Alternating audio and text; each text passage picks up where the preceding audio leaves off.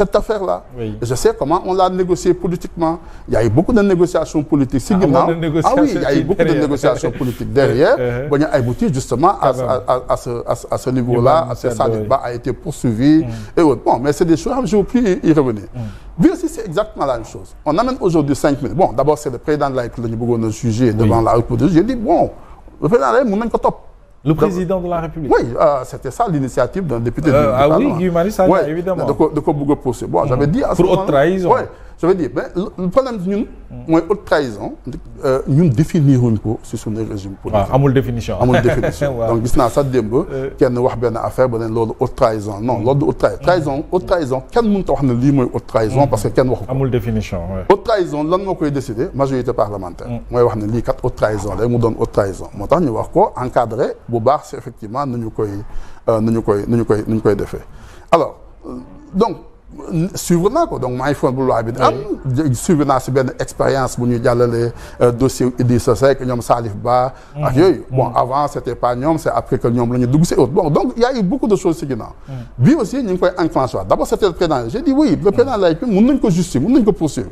Puisque la Constitution le prévoit, nous avons top. Mais je dis, faites attention, il y a des mécanismes qui sont exhibés à l'Assemblée nationale. Il y a maintenant beaucoup de tu ouvres un précédent. Donc, pourquoi il a aussi avec toute la responsabilité qu'il faut. Oui. Pourquoi? Parce que yo, dans le aujourd'hui, yo, il y a mais absolument. C'est l'article 29, code électoral. Mais c'est code depuis 92. Nous avons dialogue bi ñu mujjee def si Macky Sall moo dugal article 29 ñëpp dañoo yaakaar sax ne article 29 bi dañ ko faa dem dugal ko pour dindi Ousmane Sonko mu nekkoon candidat. Non, ça s'est pas passé comme 92 000 fi Macky Sall moo ko njëkk a laal mais à partir du moment où nga laal ko rek keneen dina ko jéem a laal moo tax d'ailleurs souvent may wax ñii fi nekk aujourd'hui dañuy dugal loi Assemblée nationale dindi article 29 parce que article 29 bi moo taxoon Ousmane Sonko mi nekk candidat ñun ñëpp on a toujours trouvé que c'est injuste. Il faut aller l'enlever du code électoral. Si vous avez une tentation suba dalalaat ko ci kaw keneen. Moo tax je pense que il faut aujourd'hui si lu mu waxoon ci congrès bi la bokk vaille que vaille ñu dem abroger dindi far article 29 bi nga xam ne moo nekk ci sunu biir code électoral. Maintenant ñii fi nekk maa ngi suivre dossier yi luñ ci wax nag graaw na lool. graaw na torop sax. Mais il faudra ñun ñëpp ñu ñëw xool dossier bi naka la mujjee. J'ai vu par exemple le dossier de Ismaïla Madior Fall. Bon. Oui, je me dis ndax lii mën naa nekk. Tout le monde en oui, parle. je me dis est-ce que lii mën naa nekk. Oui, il va se défendre. Il sait d'ailleurs défendre. Ça a même divisé les députés, hein. Oui. Honorable député, divisé na leen quelque part. C'est même un problème. Oui. Parce que man même waa ji ma dégg mu koy dénoncer mais il est en situation délictuelle moom tamit. ki wax ne moom moo dem jox ko. ku wax ñemee taxaw si tali bi ne man maa ko guerre. man maa dem jox ko.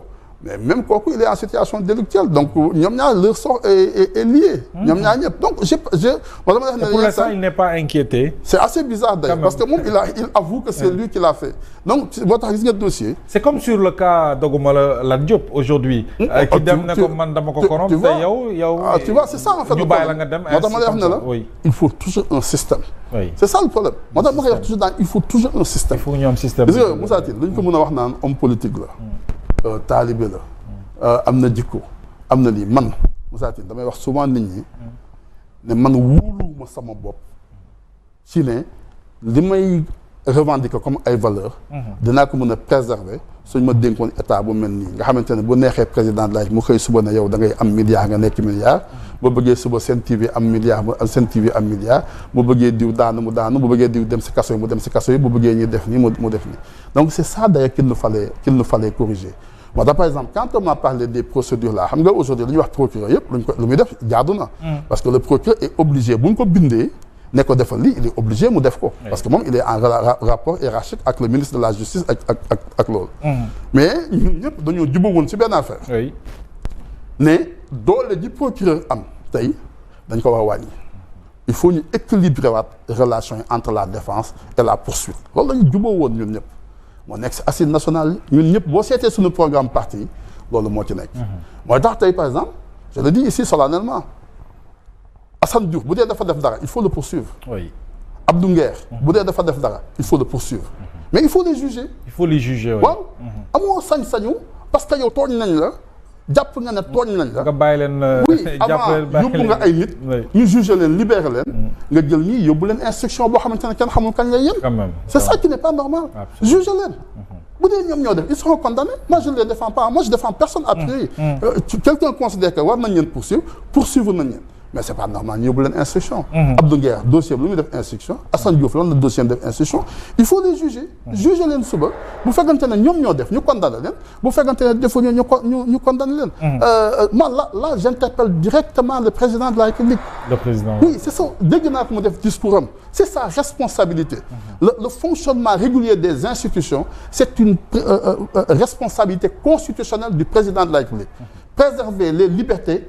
Président de la République on dit que c'est le pouvoir judiciaire mais c'est aussi la responsabilité du président de la République loolu moo taxoon ñu bëggoon indi juge des libertés. c'est important donc Assane Diouf ak Abdou Nguer bu dee dañoo tooñ nañ leen poursuivre. oui mais nañ leen juger nañ leen juger c'est important. nañ leen yóbbu tribunal ñu juger leen. ñu défendre seen bopp. bu juge bi jàppee na ñoom ñoo tooñ ñu condamné leen. bu dee defuñu dara ñu bàyyi leen ñu dem ñibbi seen kër. gis nga nguur lu ne neex na si. et ça je le dis parce que ñi may waxal xam na ñoo bokk benn sensibilité.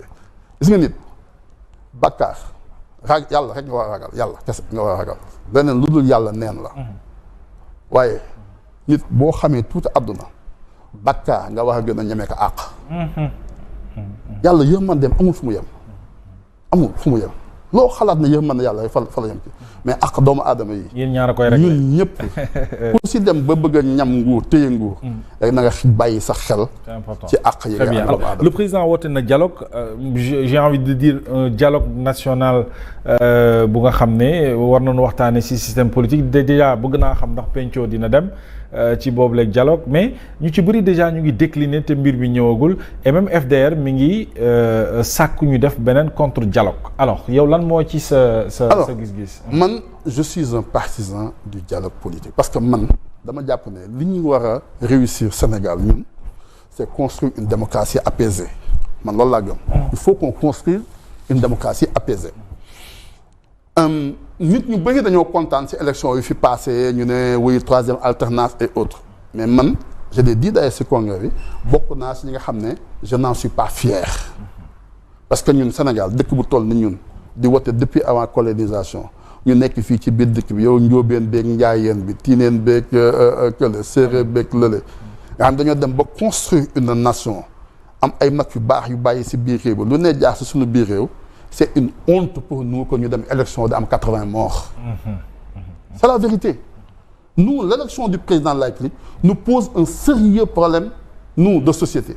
Il faut vraiment que nous dépassions l'ordre. Ça, donc, c'est très clair. Donc, moi, je suis pour le dialogue. Toutes les questions, nous devons traverser, donc on va def ci dialogue. Mais on dialogue sur un système politique bu nga xam ne ñu ci bëri jàpp nañu ne Sénégal amul jafe-jafe ci wàllu politique. Pourquoi mais même ça, moi j'ai lu les TDR. Oui. dañoo woote dialogue mais sur le système politique. Oui. mais en réalité le dialogue ne porte pas sur le système politique boo liiree teg titre bi loolu la. waaye ci biir texte bi on fait un dialogue sur le système électoral. c'est différent. système politique lépp la englobé. les valeurs de la République le régime politique lépp day dugg sur le système politique. et système boo xamante ne effectivement day am élément yu interfère boo laalee fii mu laal fii donc le dialogue sur le système politique est un dialogue beaucoup plus global et englobalisant que li nga xam ne moom la ñuy wax nii donc là le dialogue bu ñu invité en tout cas lu ñu décrire sur les termes de c'est un dialogue sur le système électoral pas sur le système politique. Première chose. Oui. La deuxième chose bi nga xam ne vraiment il faut le relever. mooy en fait gis nga dialogue dafa am biti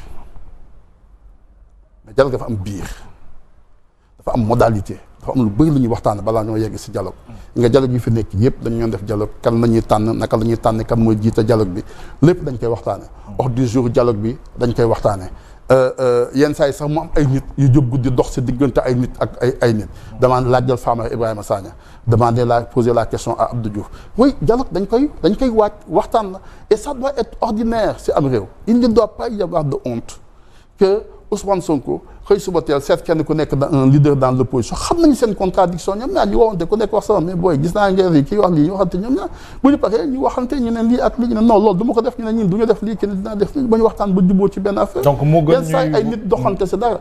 mais ce qui va être difficile dans un dialogue.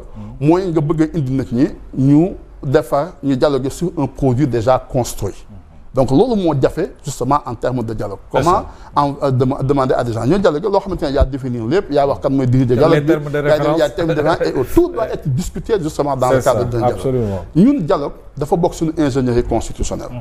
Sénégal lu fi am lu fi baax yépp ci dialogue la jaar. et souvent dialogue bi yi nga xam ne yépp ñooy réussir université moo ko arbitré 92 université Kéba Mbaye ñu indi ay nit ñu nekk université ONEL université dañoo dem jëli mag ñi ñu nekk université opposition bi ñuy waxtaan université dem bind ñoo proposé nañ ñu d'accord donc tous les dialogues yi ñu am ba c'est récent c'est les professeurs Babacar Kanté professeur Alioune Sall ñooñu ñoo fi nekk ñoom Mazine Ndiaye ñooñu la ñuy indi ñu ñëw accompagner nit ñu trouver justement naka la ñuy arriver à ça mais bés boo bëggee ñëw suba nga ne man ka damaa bëgg ñu dialoguer man ak Mansour ne ma waa lu ngeen def mën a bind ak lii la ñuy dialoguer nii ak ñu lay demee kii mooy jiiti dialogue kii mooy ji évidemment tu mets pas des gens alors président comment voyez-vous l'état de l'économie sénégalaise et son impact sur le panier de la ménagère actuellement ndax def nga